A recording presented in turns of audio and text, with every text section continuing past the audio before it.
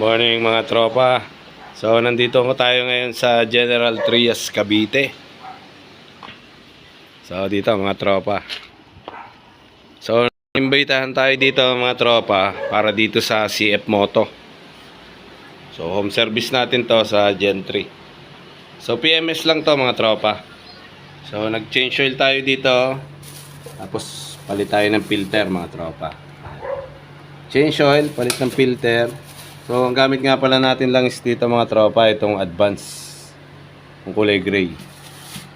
After ng change oil mga tropa, magre-reset tayo dito sa kanyang maintenance sa panel. Tapos magpapalit tayo ng signal mga tropa. So, palitan natin ng ganitong signal light, mas maliit. So, signal light kasing gamit niya, ito, medyo malaki mga tropa. So, malambot siya rito, bali na. So, palitan natin itong maliit. Mas maganda naman tignan to. Saka visible naman siya. At medyo mahaba naman.